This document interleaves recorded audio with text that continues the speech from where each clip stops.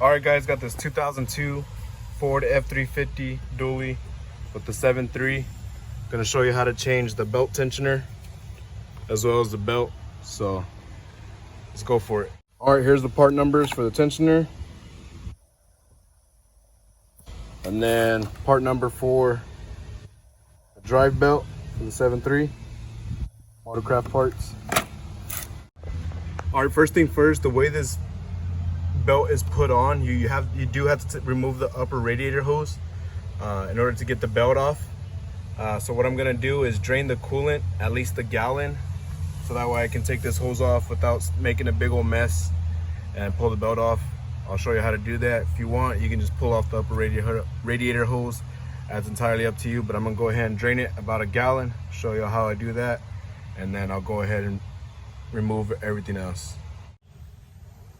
All right, guys, so basically what I got here is a empty gallon. I got a hose on the part that bleeds out, and I got in a tray just in case it overflows when I'm not paying attention and doesn't get all over the floor and make a mess. So just want a gallon.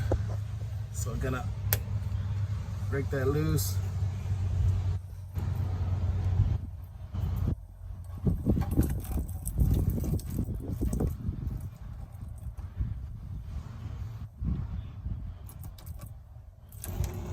Alright, just gonna start draining. You can kind of hear it.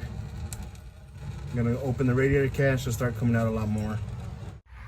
Alright, guys, got a gallon drain. You can see the reservoir is pretty much empty. Next I want to do is I'm gonna take off these 8mm bolts to the reservoir, take off this hose. Looks like someone already left this clamp off, so take off this hose.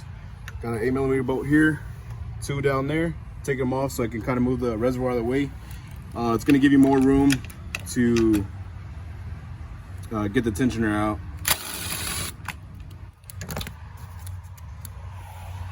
First tray, so got 2 down there.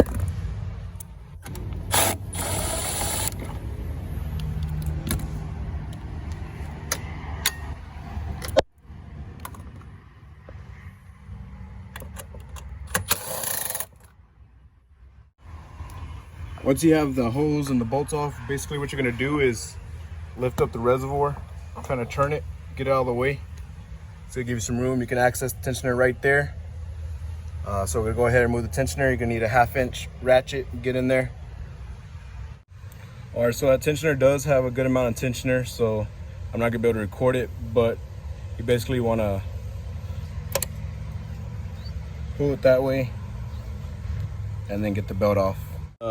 Belt off, and go ahead and remove the upper radiator hose. Take off that clamp. You know, you can use whatever you have. Just using this so I can. A little bit might spill out, but shouldn't. All right, now I can take off the belt.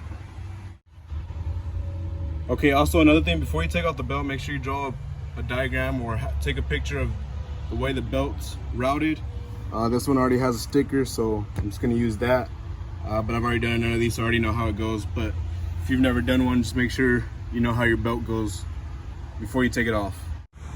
All right, to take off the tensioner, I'm gonna show you on the new one so it's easier to see. You got a 13mm bolt right here. So it's down there, so I'm gonna go ahead and get my ratchet in there first, break it loose, and then we'll take it out. All right, so I got my ratchet with 13mm. It is lefty-loosey, just regular, so. All right, got it broken loose. I'm gonna get my ratchet in there and take that bolt out. All right. It's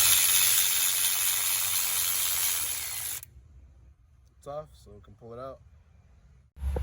All right, the easiest way to get it out is kind of from this way, from the other side of the reservoir. So just basically put the reservoir back that way, and then you can pull it out from this side. Right here, you can see how the tensioner basically separated. There's a new one. Don't have that gap. You see where it was chewing up the belt for being uneven. So I'm gonna go ahead and install the new one and get it going. Make sure you have this little pin here that keeps it from opening. So once you install it, you gotta kind of open it and then put it back. Usually it stays there so you can put the belt on and then you release it and it'll put the tension on for you instead of you having to hold on to the tensioner. All right, when you go to install the tensioner, again, come to the side, work it in through this way, and then you can start the 13mm bolt by hand and then go ahead and tighten it up. Also, another thing, before you put it in, you got those two little nipples there. You got to make sure they go into the block properly so that you don't have it in the wrong angle. So make sure you line them in properly.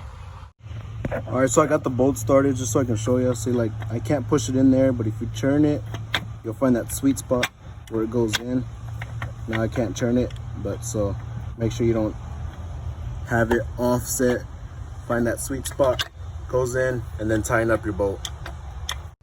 All right, new tensioners on. After that, basically reverse process, put the belt on, put your hose back on, reinstall your reservoir, and then put the coolant back in that you saved, or if you didn't save, put new coolant, top it off, run it, make sure no more noise, make sure the thermostat opens just in case you got air in the system. Other than that, that's how you do tension replacement on a 7.3.